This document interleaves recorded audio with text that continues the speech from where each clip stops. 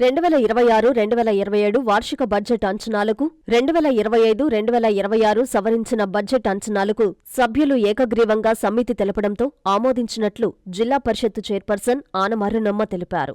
నెల్లూరు నగరంలోని జిల్లా పరిషత్తు కార్యాలయంలో జిల్లా పరిషత్తు సాధారణ సర్వసభ్య సమావేశం జిల్లా పరిషత్తు చైర్పర్సన్ అధ్యక్షతన జాయింట్ కలెక్టర్ మొగిలి వెంకటేశ్వర్లు, సీఈఓ శ్రీధర్రెడ్డి ఆధ్వర్యంలో నిర్వహించారు. ఈ సమావేశంలో కావలి, సూళ్లూరుపేట ఎమ్మెల్యేలు డివి కృష్ణారెడ్డి, నెలవల విజయశ్రీ, జెడ్పీటీసీలు, ఎంపీపీలు, అధికారులు హాజరయ్యారు. ఈ సమావేశంలో వ్యవసాయం, జలవనరులు, సాంఘిక సంక్షేమ హాస్టళ్లు, ఆర్ఎన్బి శాఖల వారీగా సభలో చర్చించారు. ప్రధానంగా సరఫరాను మెరుగుపర్చాలని సభ్యులు కోరగా రైతుల అవసరాల మేరకు ఈ ఏడాది యూరియా నిల్వలు పుష్కలంగా ఉన్నాయని, ఎటువంటి ఇబ్బందులు లేవని, అడిగిన వెంటనే యూరియాను సరఫరా చేస్తున్నట్లు జిల్లా వ్యవసాయ అధికారి సత్యవేణి సభ్యులకు వివరించారు. అలాగే నందవరం, నందిపాడు, మరిపాడు, గౌరవరం, కలువాయి మండలంలో పలు ప్రధాన రహదారుల మరమ్మతులు, నూతన రోడ్లు మంజూరుపై సభ్యులు ప్రశ్నించారు. నూతనంగా మంజూరైన ఆరోగ్య కేంద్రాల ప్రారంభానికి చర్యలు తీసుకోవాలన్నారు. ఈ సందర్భంగా జెడ్పీ చైర్మన్ ఆనమరునమ్మ మాట్లాడుతూ సభ్యులు సభ దృష్టికి తీసుకువచ్చిన అన్ని సమస్యలను ఆయా శాఖల అధికారులు వెంటనే పరిష్కరించేందుకు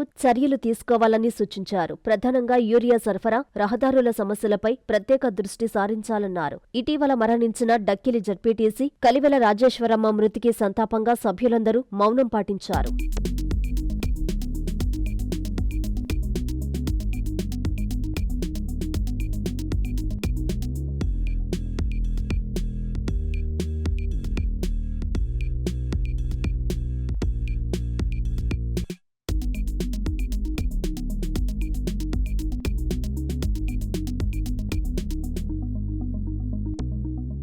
జెడ్పీటీసీ సభ్యులు శ్రీమతి కలివెల్లి రాజేశ్వరమ్మ గారి మృతి పట్ల ఈ సభ తీవ్ర సంతాపాన్ని వ్యక్తం చేస్తూ వారి కుటుంబ సభ్యులకు ప్రగాఢ సానుభూతి తెలియజేస్తున్నాం. శ్రీమతి కలివెల్లి రాజేశ్వరమ్మ గారు శ్రీ పొట్టి శ్రీరాములు నెల్లూరు జిల్లా దక్కిలి మండలం జెడ్పీటీసీ సభ్యులుగా ప్రాతినిధ్యం వహించినారు. వీరు 7/8/2025న పరమపదించినారు.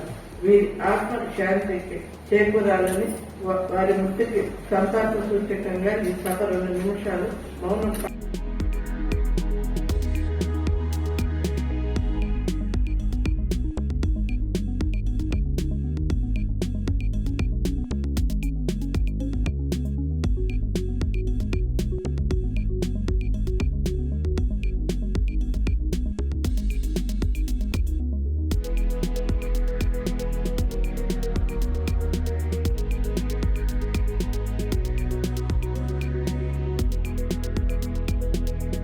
మరియు ఆరోగ్య శాఖ, 4 సాంఘిక సంక్షేమ శాఖ, 5 రహదారులు మరియు భవనముల శాఖలకు సంబంధించి ప్రగతి నివేదికలను ఆధారంగా సమీక్షా సమావేశం గౌరవ సభ్యుల సమక్షంలో నిర్వహించడం జరుగుతుంది.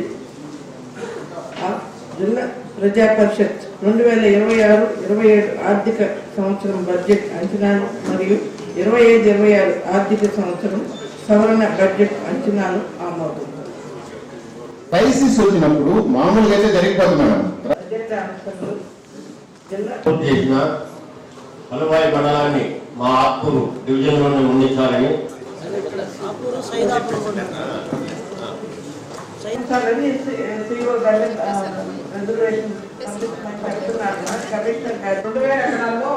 వేరుశనగ ఇతర పంటల 652 సాగు చేయడం జరిగింది. కళ్యాణి సమావేశంలో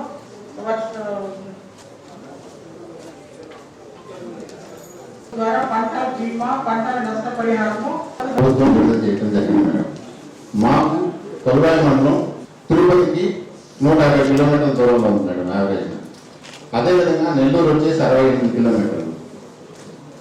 గూడూరు డివిజన్ వచ్చేసి మేము ఆకుకూరు డివిజన్లో ఉన్నాం మేడం. రెవెన్యూ డివిజన్ మాకు ఆకుకూరు రెవెన్యూ డివిజన్ 35 కిలోమీటర్లు, గూడూరు వచ్చేసి 80 కిలోమీటర్లు మేడం.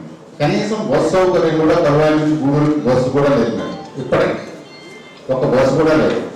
తిరుపతికి పోవాలా అని అంటే మేము ఒక అర్జీ ఎత్తుకొని కలెక్టర్ గారికి ఇవ్వాలా లేకపోతే ఎస్పీ గారికి ఇవ్వాలా అని అంటే 2 రోజులు పడుతున్నాడు. 5 గంటలు 6 గంటల ప్రయాణం తిరుపతి పోవడం అనేది.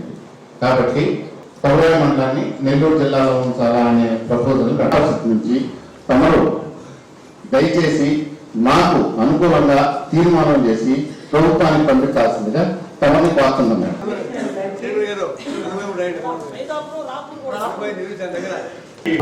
సైదాపురం మండలాన్ని మనం నెల్లూరు జిల్లాలో ఉంచాలి అనే దానికి తీర్మానానికి సహకరించిన చైర్మన్ గారికి సహచర ఎంపీటీసీలకి అందరికి కూడా చేతి ధన్యవాదాలు తెలుపుకుంటున్నాం. Thank you.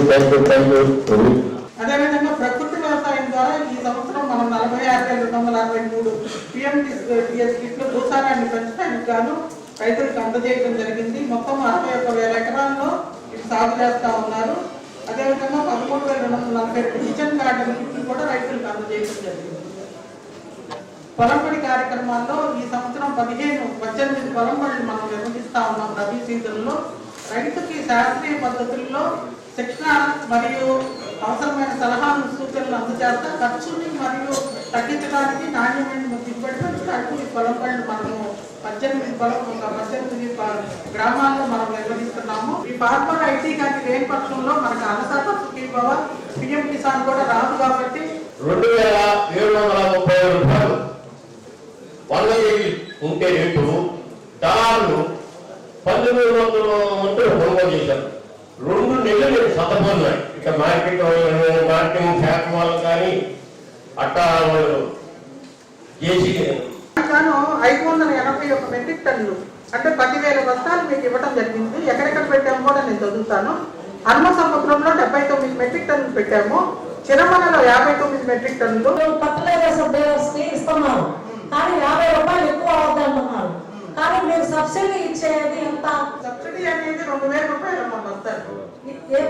ఇదే వస్తాను యూరియా ఒక బస్తాకి బయట 2,150 వస్తుంది. అంటే మీరు సబ్సిడీ 50 రూపాయలు అంటే మీరు ఇచ్చేదానికి బయటికి 150 రూపాయలు అంటే 50 రూపాయలు ఎవరు భరించాలి? తీసుకున్న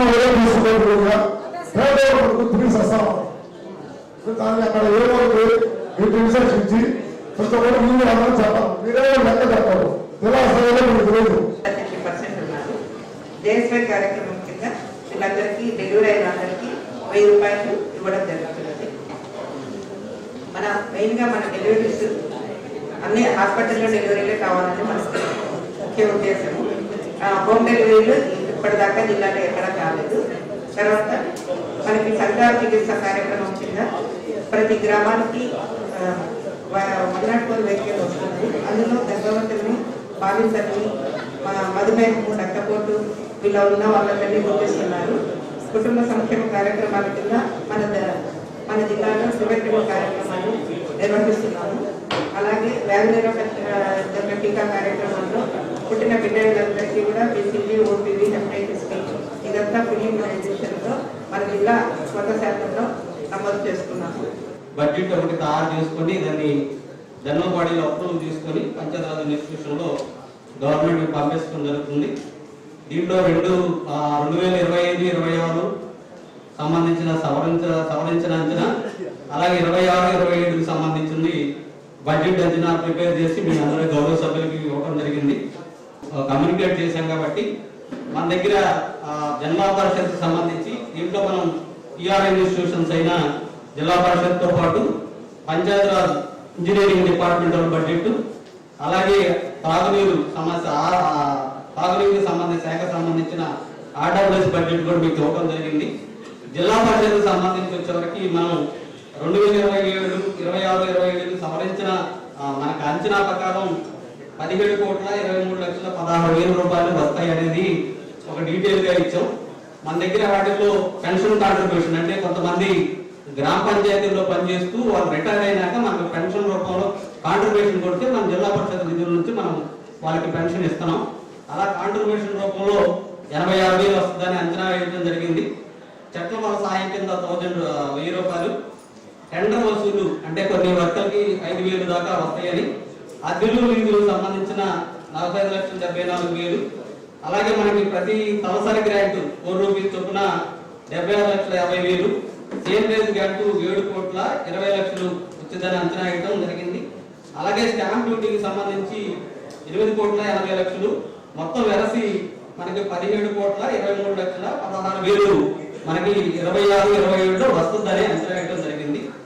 అనధికారుల గౌరవ వేతనం అంటే గౌరవ డిప్యూటీ సభ్యులకి, అలాగే జిల్లా పరిషత్ చైర్పర్సన్ గారికి కలిపి 35,90,000 వస్తాయి. అది మనకి జనరల్ గా వచ్చాయి. అది కూడా గ్రాండ్ రూపంలో వస్తుంది కాబట్టి చూపించడం జరిగింది. అలాగే సిబ్బంది ప్రయాణ భత్యం కింద 20,000, అలాగే సిబ్బంది వేతనాలు జిల్లా పరిషత్లో కానీ మండల పరిషత్ దీనికి సంబంధించిన 13 కోట్లు దాకా ఖర్చు ఉండిద్దనేది అన్నట్లు రావడం అనేది అంచనా వేయడం జరిగింది. మొత్తం కలిసి 13,39,10,000 మనం ఆదాయంగా చూపించడం జరిగింది. ఎన్నికలు మనకి ఈ సంవత్సరం నెక్స్ట్ ఇయర్ లో ఎలక్షన్లు ఉంటాయి కాబట్టి 8,75,00,000 మనకి ఆదాయ రూపంలో వచ్చింది. మన దగ్గర గ్రాండ్ రూపంలో అనేది చూపించడం జరిగింది. అలాగే మనకి 15 ఫైనాన్స్ కంప్లీట్ అయింది. 16 ఫైనాన్స్ కమిషన్ గ్రాంట్ కింద మనకి 2 క్వార్టర్లో అమౌంట్ 20,70,00,000 మనకి ప్రతిసారి వస్తాయి. అలా అంచనా వేసి యాజ్ పర్ పాపులేషన్ ప్రకారం అది కూడా మొత్తం మీద 30,45,00,000 ఈ ఆదాయ రూపాయలు వస్తాయని, ఈ మొత్తం కలుపుకుంటే మనకి 61,07,26,000 మనకి 2026-27 సంబంధించింది వస్తుందని అంచనా వేయడం జరిగిందండి. 26కి సంబంధించిన సవరించిన అంచనా అంటే మన దగ్గర లాస్ట్ ఇయర్ మనం ఆల్రెడీ బడ్జెట్ అప్రూవ్ తీసుకున్నాం. కానీ ఇప్పుడు వచ్చిన మనం అక్టోబర్ దాకా మనకు వచ్చిన ఆదాయాన్ని బట్టి కొంత రివైజ్ చేసుకొని మళ్ళీ సవరించిన అంచనా మన గవర్నమెంట్కి పంపించడం జరుగుతుంది. దాని ప్రకారం పెన్షన్ కాంట్రిబ్యూషన్ 82,000, చట్ట వ్యవసాయం 1,000 రూపీస్, అలాగే 1,000 రూపాయలు, టెండర్ వసూలుకి 5,000, అద్దెలు లీజులకు వచ్చే 45,1,000, తలసరి గ్రాంట్ 73,50,000, సిఎన్ఎస్ గ్రాంట్ 7,15,000, అలాగే స్టాంప్ డ్యూటీ వచ్చి 8,75,95,000. మనం మొత్తం వేలసిది 17,13,34,000 మన జిల్లా పరిషత్కి ఆదాయం వచ్చింది అనేది అంచనా వేయడం జరిగిందండి. అలాగే గౌరవ వేతనం కింద వచ్చి గౌరవ సభ్యులకి 38,90,000 అంచనా వేయడం జరిగింది. సిబ్బంది ప్రయాణ వేతనం 15,000, అలాగే సిబ్బంది వేతనాలు మరియు భత్యములు 11 కోట్లు, కలిసి 11,39,05,000 ఈ గ్రాంట్ రూపంలో వస్తాయని, అలాగే మనకి 15 ఫైనాన్స్ సంబంధించిన గ్రాంట్ ఇప్పటి వరకు 35,76,75,000 ఆల్రెడీ వచ్చి ఉన్నాయండి. దీనికి వస్తాయని అంచనా వేయడం జరిగింది. ఇది మొత్తం 35,76,75,000 వ్యాక్సిన్ మొత్తం కూడా మనకు 76,45,62,703 సవరించిన అంచనాతో చేయడం జరిగిందండి. 3% కానీ 15% కానీ మీ అందరికి తెలిసి ఈ బడ్జెట్ గౌరవ సభ్యుల యొక్క చైర్పర్సన్ గారి ఆమోదంతో మీ సభ్యుల బడ్జెట్ రావాలా జడ్పీటీసీ అందరికి కూడా అవి త్వరలో క్లీన్ చేస్తారని ఆశిస్తున్నాం సార్. 22 నెలల ఓర్లు ఎక్కడ రావాలి సార్. జిల్లా పరిషత్కు ఓన్లీ 25 లక్షల వరకే మనం శాంక్షన్ చేసే అక్విజిషన్ శాంక్షన్ చేసే ప్రాబ్లం ఉంది. రాదు ఆ టెండర్ పిలిస్తే వేరు వ్యక్తులు అవుతారని ఇబ్బంది అవడం వల్ల మనం ఇప్పుడు దాన్ని క్యాన్సిల్ చేస్తున్నాం. ప్రపోజల్స్ 1,50,00,000తో ఒకే ఎస్టిమేట్ ని గౌరవ మనం కమిషనర్ గారి ద్వారా గవర్నమెంట్ పంపిస్తున్నాం. అది సభ్యుల యొక్క ఆమోదంతో ఇది కూడా మీకు తెలియజేయడం జరుగుతుంది. 14 ఆవాసాలు హ్యాబిటేషన్ లో మనకి సిపిడబ్ల్యూ స్కీమ్ అంటే పని చేయకుండా ఉంది. ఇది పని చేయకుండా ఉండడం వల్ల ప్లస్ రెండోది ఏంటంటే ఆత్మకూరులో దీంట్లో ఈ 14 హ్యాబిటేషన్ లో 7 హ్యాబిటేషన్ రూరల్ ప్రాంతాల్లో 7 హ్యాబిటేషన్ నుండి మున్సిపల్ ప్రాంతంలో ఉన్నాయండి.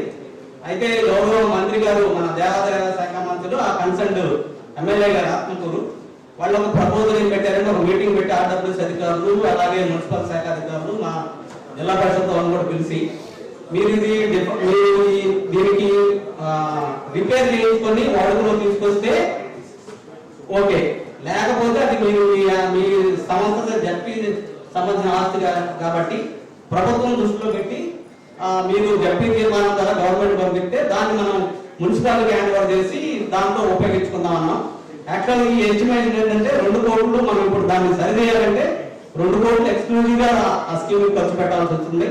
కాబట్టి ఇది కూడా చైర్పర్సన్ గారితో మాట్లాడినప్పుడు ఒకసారి మన సభ్యుల యొక్క అభిప్రాయం తీసుకొని ఎటు మనం ఇప్పుడు 2 కోట్లు మనకు వచ్చే 20 కోట్లు 2 కోట్లు ఒక్కదానికి ఖర్చు పెట్టడం కొంచెం కష్టమైంది.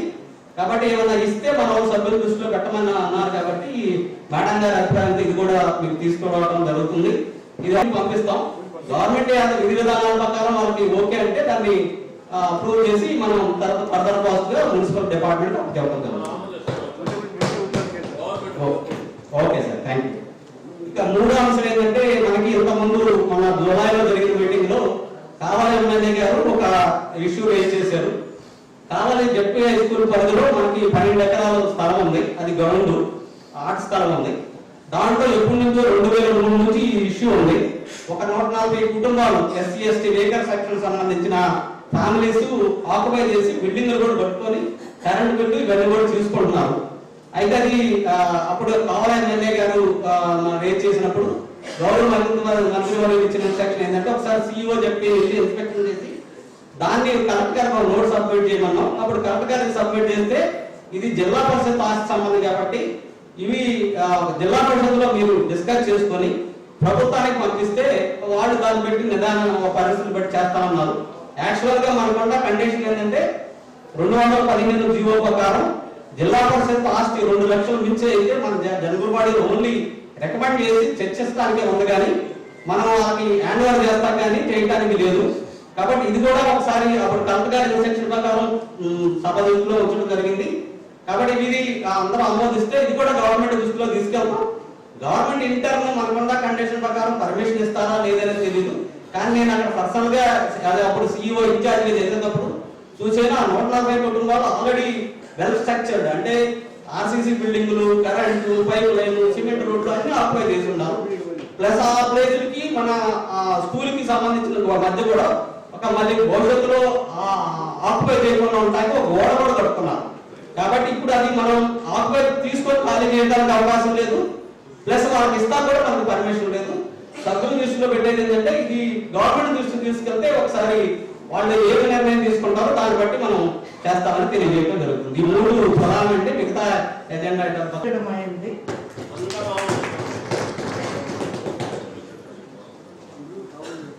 అంశాల వారీగా గౌరవ సభ్యులు సమావేశంలో అడిగిన ప్రశ్నలకు అధికారులు వెంటనే స్పందించి సత్వర చర్యలు తీసుకుని వారికి వివరణలు వారీగా వ్రాతపూర్వకంగా తెలియజేయవలసిందిగా కోరుకుంటున్నాను. ఈ జిల్లా ప్రజా పరిషత్ సమావేశము సజావుగా జరుగుటకు సహకరించిన తోటి సభ్యులకు మరియు అధికారులకు కృతజ్ఞతలు. శుభమస్తు షాపింగ్ మాల్ లో క్రిస్మస్ కార్నివాల్ సంక్రాంతి ఫెస్టివల్ 2 కార్లు 39 స్కూటర్లు మీవే. ప్రతి 1000 రూపాయల షాపింగ్ పై కూపన్ పొంది డైలీ డ్రాలో ప్రతి రోజు ఒక ఆల్ఫా లైట్ స్కూటర్, 2 పండగలకు 2 నిసాన్ మ్యాగ్నైట్ కార్లు గెలుచుకునే అవకాశం. మేమింతే తగ్గించి అమ్ముతాం. 1000 రూపాయల లైట్ వెయిట్ పట్టు శారీ 333 రూపాయలు, pattern synthetic sari 199, 2 double cot bed sheets 450, 2 branded cotton pants 699, 2 girls coord sets 599 రూపాయలు, 3 జైపూర్ ఫ్లైర్ కుర్తీస్ 699. విచ్చేయండి Shubhamastu shopping mall, BRC centre Nellore.